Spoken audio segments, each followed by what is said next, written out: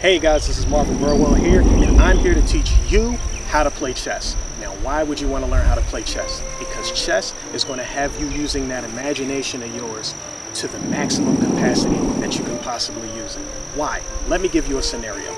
There's 64 squares on a chessboard. You have 16 pieces, your opponent has 16 pieces, and those pieces have different ways that they can move across the board. Now, the big thing about chess is you have to be able to think 3 moves ahead before you move a single piece. So you can imagine the possibilities of how far ahead you'll be thinking before you actually move a piece. So with that being said, let's get into how to play the game of chess.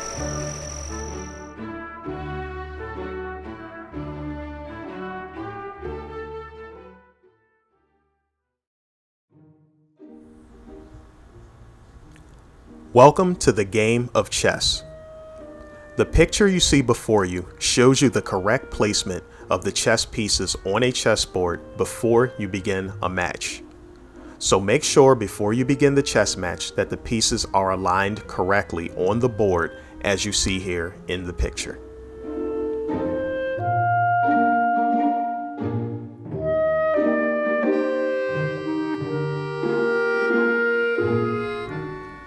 The most important piece in the game of chess is known as the king.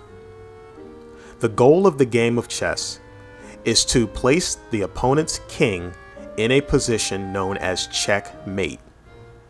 Checkmate has been achieved when the king is in a position where it can be removed from the board, and all other positions that the king tries to move, it can still be removed from the board.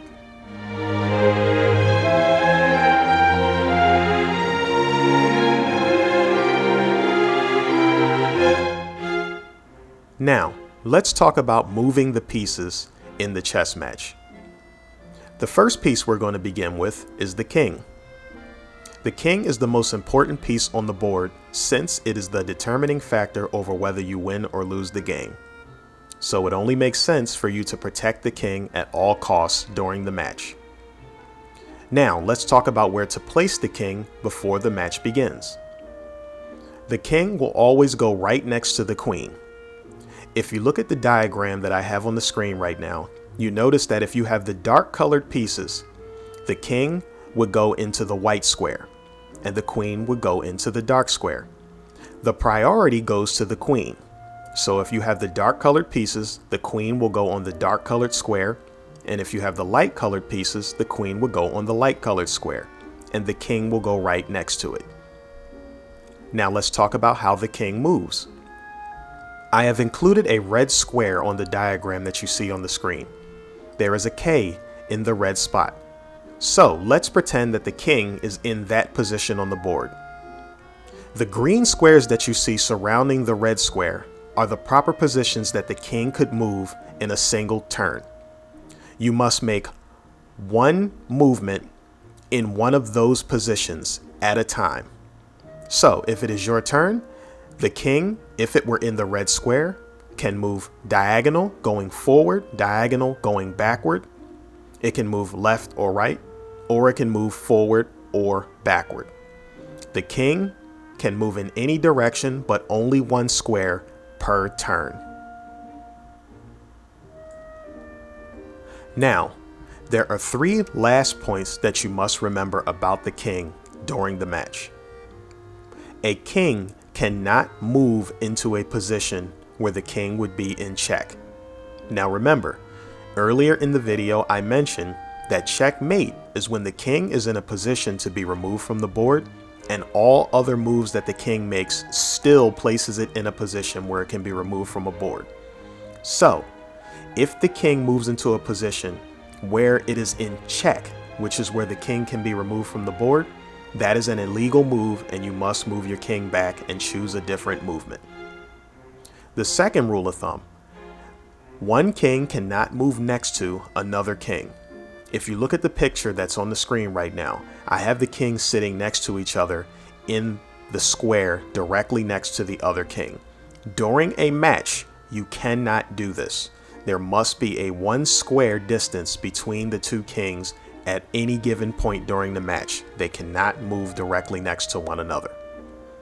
The last point about the king: if you need to forfeit the match, You must do so by tipping your king over as if it's falling over onto the board. That gives the signal that you have forfeit the match.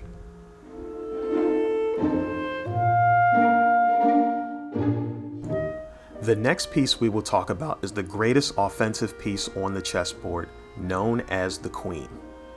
Now, we explained earlier that the placement of the queen on the chessboard should be next to the king. And I will repeat again that if you have the dark colored pieces, your queen will go on the dark colored square next to the king. If you have the light colored pieces, your queen will go on the light colored square next to the king. Now we can talk about the movement of the queen. The queen has the ability to move forward, backward, left, right, or diagonal in any direction. The only restriction is the queen cannot jump over another piece, whether it is your piece or the opponent's piece. The queen can only go as far as it is not restricted by another piece. The next chess piece that we are going to talk about is the bishop. There are two bishops you will receive during a chess match. They occupy the dark and light squares next to the king and the other one next to the queen. If you look at the diagram on the screen, you can see this in the illustration. This is important to the attack pattern of the bishop. The bishops do not move straight forward, straight back, or straight to the left or straight to the right. However, they can move forward or backward on diagonals only. The fact that they cover the dark and light square respectively is why you have two of them, so that one can attack on the dark and one can attack on the light.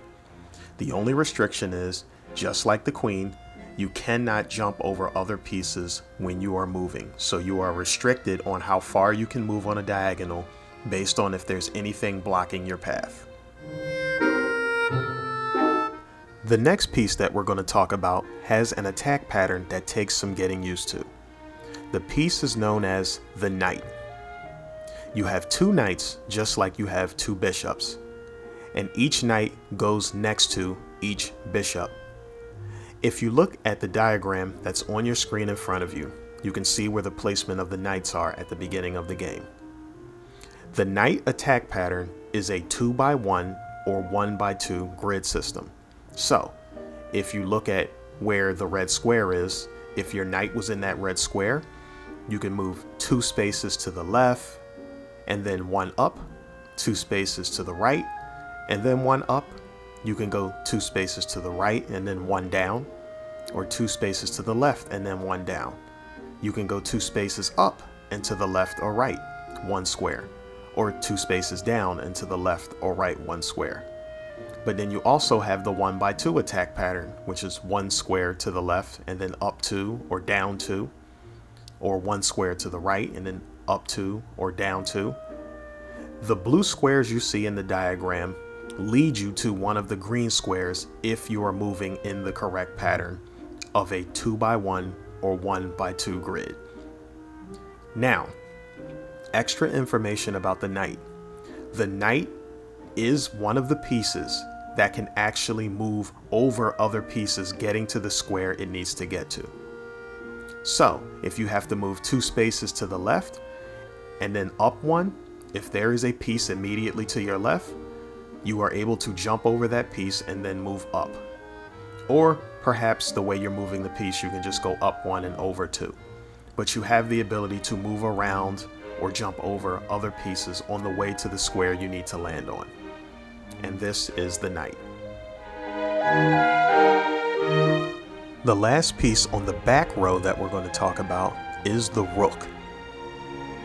The rook goes on the corners of the back row if you look at the diagram on the screen, designated by the R. There are 2 rooks just like there are 2 knights and 2 bishops. The rook's attack pattern is fairly straightforward. It can move straight forward, straight back, straight left, or straight right in any direction, and it is not able to jump over other pieces. That is the rook. The last piece in chess we're going to talk about are your pawns. Each player has 8 pawns in front of their other pieces on the board. The first move of any of those 8 pawns you choose can be either 1 or 2 spaces forward. Pawns do not move backwards. After you choose 1 or 2 spaces on your first move, each move after that for that specific pawn must be 1 space. If a pawn makes it to the opposite end of the board, it becomes a queen. Now we're going to look at the attack pattern of the pawn. The red square with the P in it has 2 green squares above it. Remember, pawns move forward only. It can move forward on a diagonal to either of those 2 squares only if it's taking a piece from the opponent. Other than that, it must continue to move a single space forward when you decide to move. That is how pawns move in chess.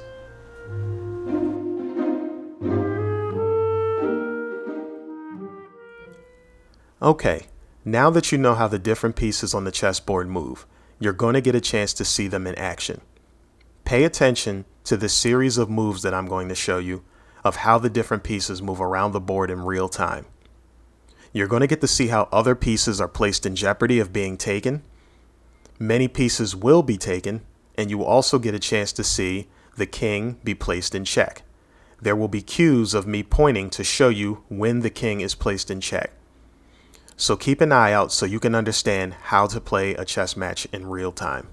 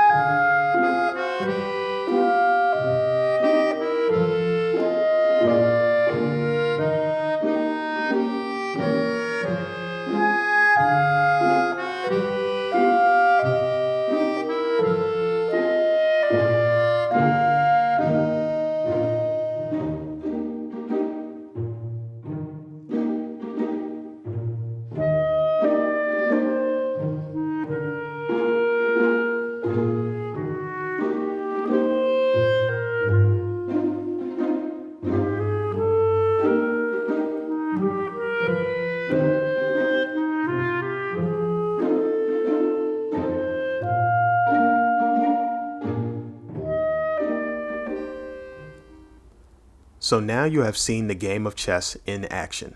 You know how the pieces move, and you understand that the objective of the game is to put the opponent's king in checkmate. Now it's time for you to go out and start practicing the moves with the different pieces so that you can become more fluid. And you will also learn different strategies to use against different opponents so that you become better at the game. Remember, chess helps you to think deeper and clearer across all different areas of life. So the more you play, the deeper you can think inside of your head, using your own imagination to think 3 moves ahead and defeat different opponents. Okay, so with that being said, happy practicing, and I will see you in the next video.